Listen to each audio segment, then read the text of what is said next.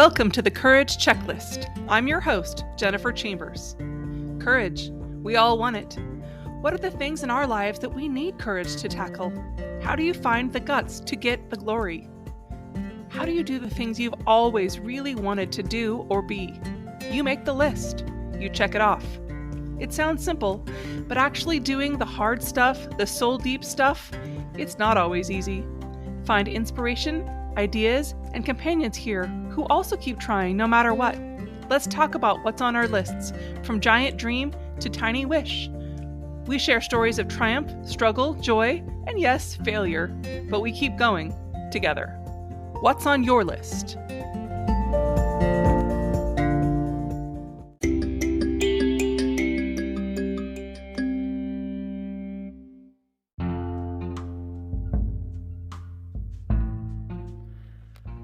I am so excited to announce that I get to share my conversation with Julie Zaruba Fountaine today.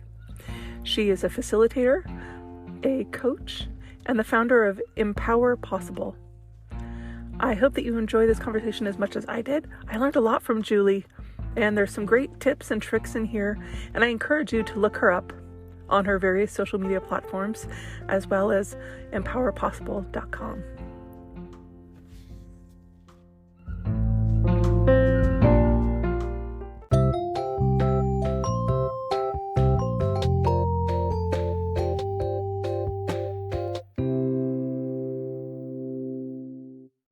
Hello, welcome. We're so excited to have Julie here with us today. Thanks for being with us, Julie.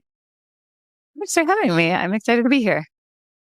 First of all, can you tell our listeners a little bit about who you are and where you are and the kinds of things that you do?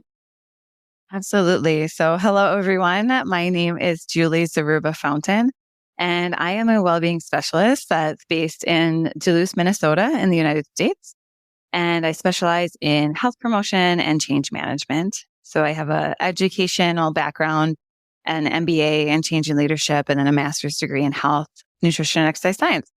So I have that in my 10 years of experience of guiding learners and leaders from a state of overwhelm, stress, and burden or procrastination, and then moving it into action. And so my ultimate goal of Empower Possible, the business that I have, is to build a world where all can thrive. And I do that through workshops, online courses, keynote presentations, and consulting.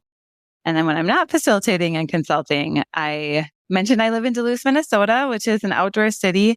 So you can find me enjoying the outdoors in the summer. I like to hike and go biking and paddling. And in the wintertime, I love to ski and snowshoe. Wow. When we talked before this broadcast, I was very excited. And I even told my husband, and he's all in. We are totally visiting Duluth this summer, I think.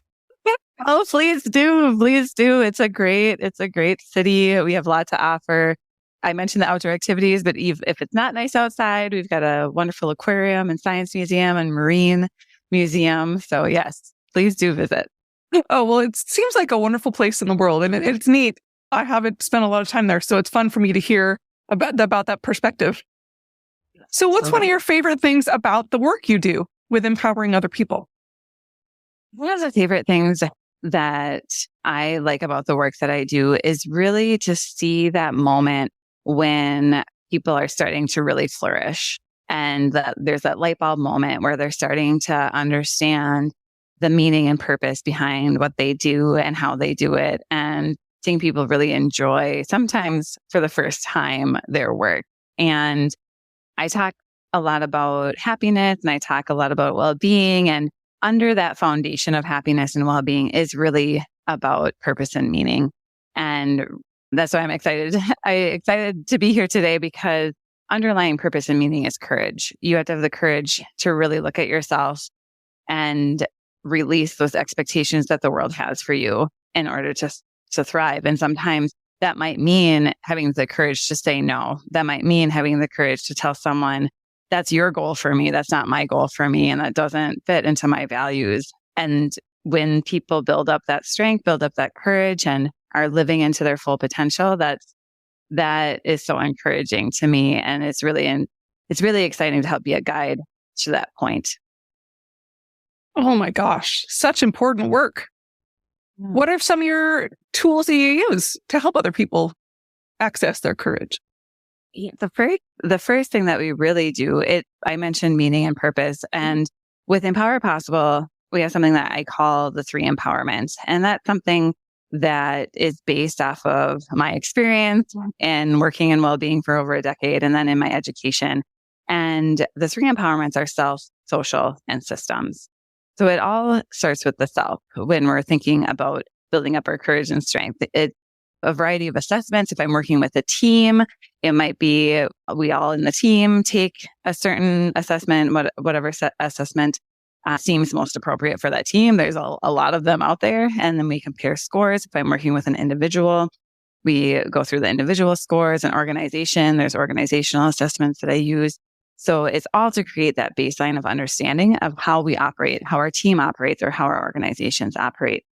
Because if you don't know how you're going to react in certain situations, if you don't understand sort of what makes you tick, then change is going to be very challenging, because you won't be able to change because you won't know what's going to motivate you, what's going to lead to sustained change, what's going to be a benefit to you. So it all starts with the self. And then we move into social and systems, looking at our social networks, who is empowering us and who is not. And then systems. So what systems are empowering us and what systems are holding us down. What got you started in this kind of work? I mean, obviously you're educated for it, but I feel like there's a certain kind of person that's drawn to this kind of work. And I'm interested to see, what was your experience? Yeah, there's a couple of stories that are related to why I started this work. The story of how I started my business is a little bit different than the story of why I started this work.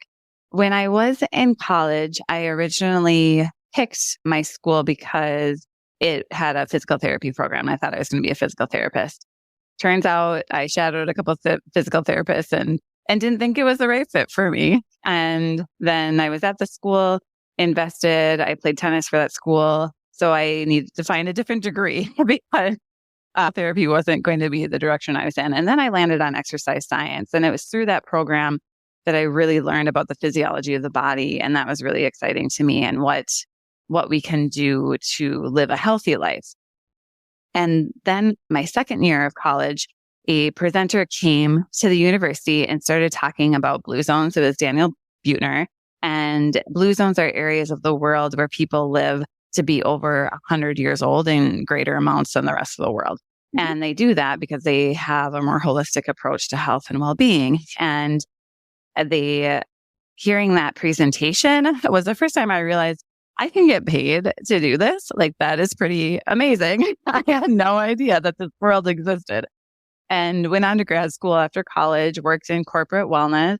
My graduate assistantship was in corporate wellness. So didn't get paid very much, but got paid a little bit to work in that field as a grad assistant. And then I left the field for a couple of years and was in research.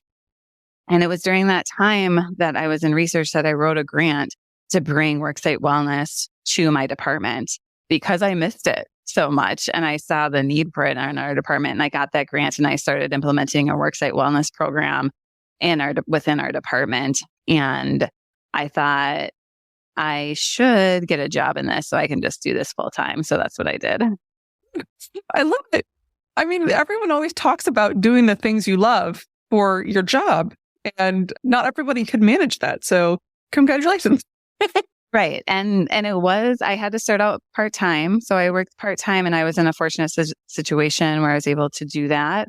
But yes, and once I started in the field, it just has a lot of return on investments besides income. So there's lots of benefits that I enjoy. And like you said, that not everybody is maybe called to this work or finds it interesting, but I definitely feel like this is what I'm supposed to be doing.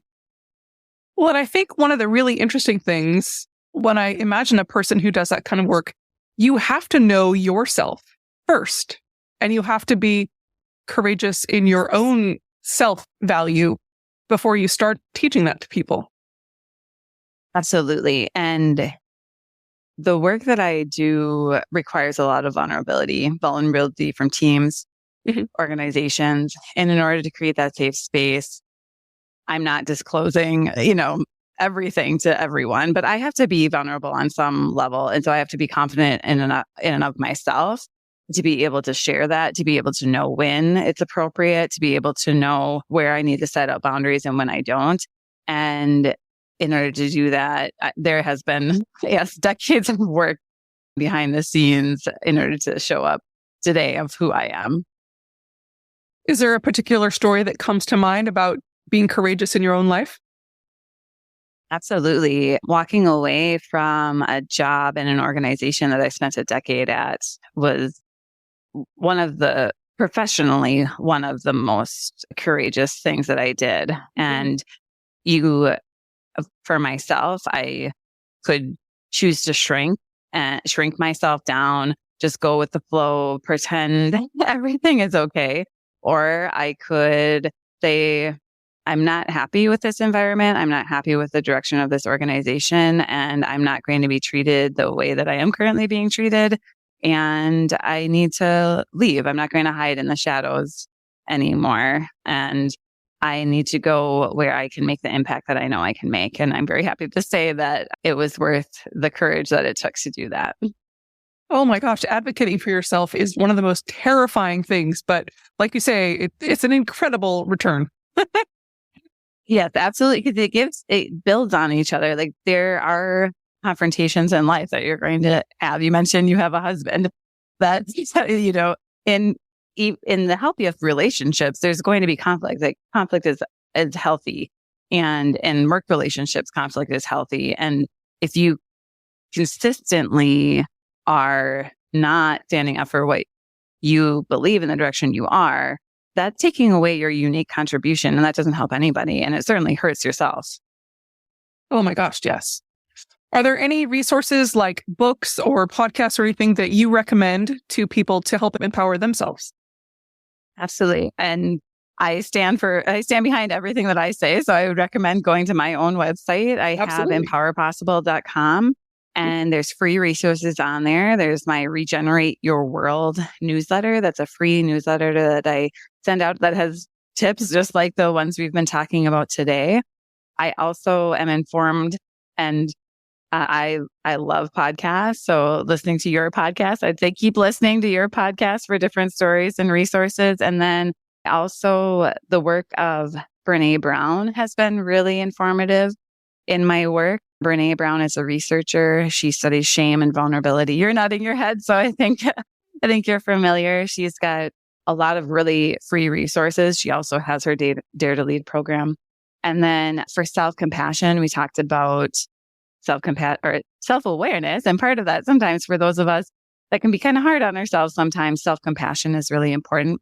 And the work of Kristin Neff has been life-changing for me and for other people that hold themselves to a really high standard. And sometimes that leads to not being the kindest to yourself. So it's a good process to go through.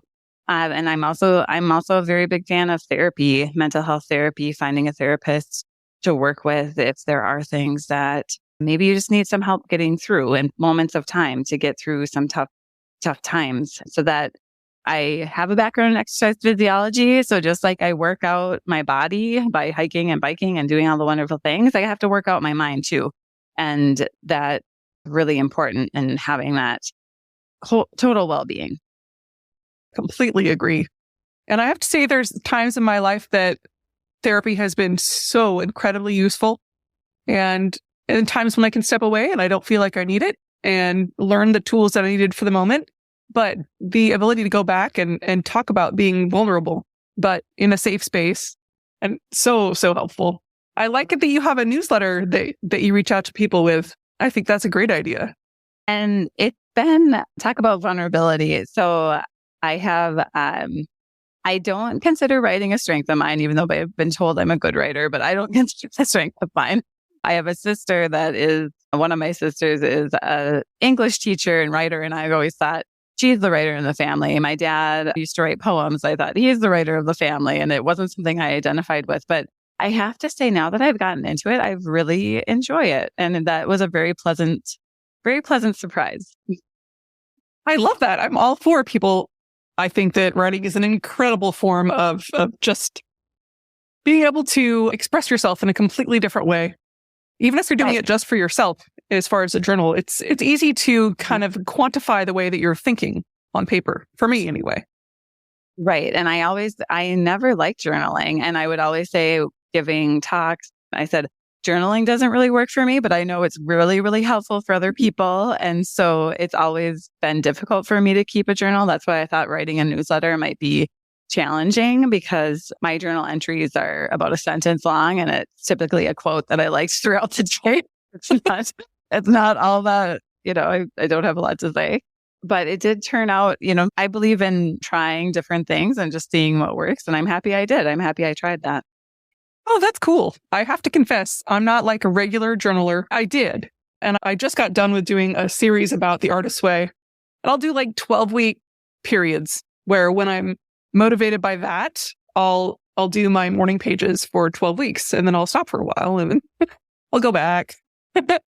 Well, and I think that's the key to well-being. You don't need to be stuck in a certain thing. There's different seasons in life that journaling makes sense. Or I know for me, with my well-being at Duluth, a lot of it depends on the weather. So days that it's nice outside, I try to get outside. The days that it's maybe not so pleasant and I'd rather be inside, then I'm going to spend time reading a book, or I'm going to spend time on a home project. So it's all about being adaptable to the situation and not shaming yourself because, oh, I didn't do that today. Maybe you weren't meant to do that today. Maybe there's a different way you can take care of yourself, and it doesn't have to look the same every single day. Adaptability. That, I feel like the older I get, that's like the key to life. Being able to adapt to the circumstance. It might not always be, roses and champagne, but it's okay. I'm fine with apple juice and French bread. That's right. Absolutely. And it's letting go. I'm going to get a little bit into mindfulness and some philosophical thinking, but it is really about letting go of your attachment to a certain outcome and being so rigid about what it has to look like. And the more fluid you are, I'm a goal person. I'm not saying don't set goals or don't have or don't have things that you're looking forward to, but recognize and detach your well-being, your happiness doesn't depend on that. It happens. That's great. And let's work towards that, but enjoy the journey along the way. Oh yeah, for sure. That's 100%. Now, you mentioned your family a little bit. Can you tell us about, do you have a support system? Do you feel like that's an important part of your life? Yeah. So the second empowerment of Empower Possible is social. And so I would say there's different relationships in my life that help support different areas. Yeah. There's a lot of different philosophies in my family about how to live life, and different worldviews and different perspectives. And so for some things, I'm definitely that my family plays a role in. And then other areas, I'm closer to my friends because they share a more similar worldview and more similar perspective. So that's what's great about having different people in your life. One person isn't meant to fulfill every single role. So really for me, my friends are a really good support system in a lot of ways. And then in other ways, my family is a good support system. So it just depends on what it is I need support on. That's a wonderful answer. I'm interested in that because I think that there are a lot of people that don't have a support system. And I think that can tend to make you a little bit less successful in what you want to do because you don't feel supported.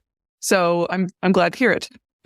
Well, one of the things that happened during the pandemic was a break in a lot of our social support systems and people needing to rebuild that. And loneliness is unfortunately becoming more common. So to your point about the social networks, yes, like loneliness can lead to feelings of depression and anxiety, and might cause you to be less likely to reach out. And so it kind of is this cycle, downward spiral. And whereas social networks, positive social connections can be an upward spiral in the other direction.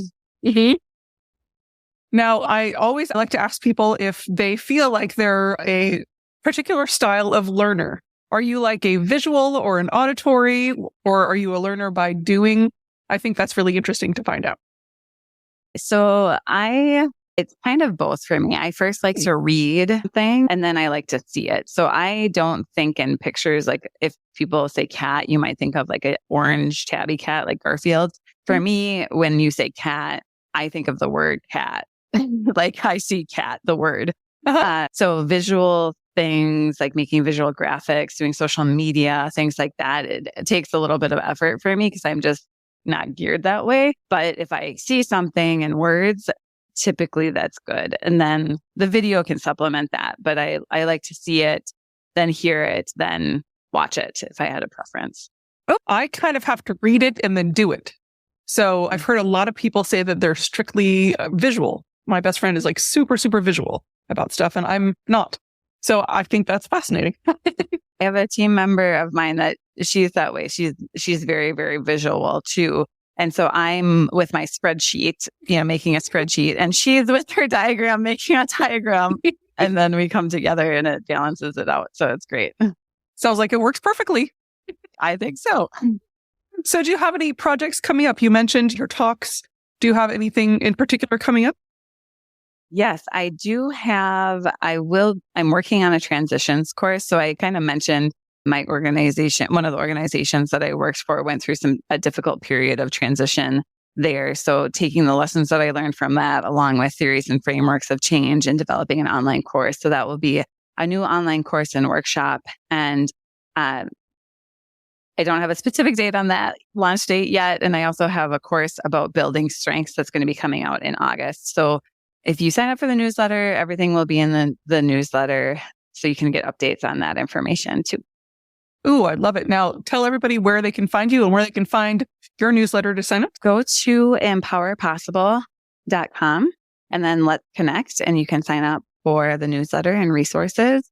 I'm at LinkedIn. So Julie Zaruba Zaruba Fountain on LinkedIn, and Instagram and Facebook is at Empower Possible.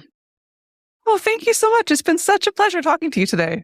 Yes, thanks for having me. I appreciate the time.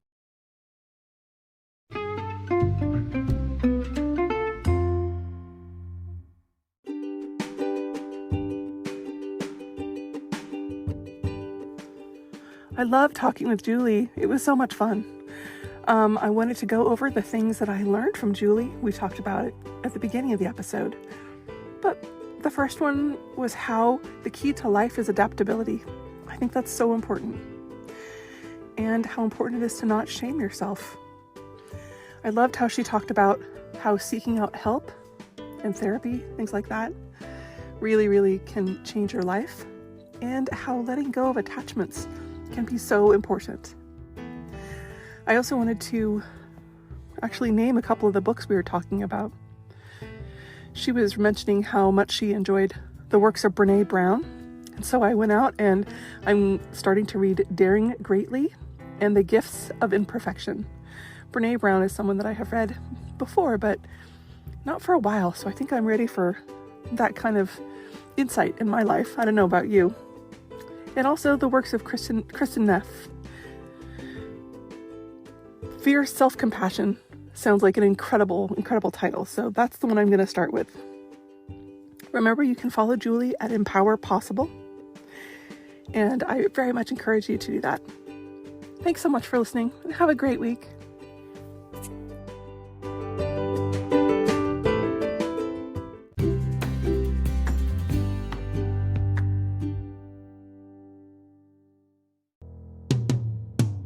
Sometimes we have to start over. Sometimes we have to fight back. Sometimes it's all too much. Lost inside the blind.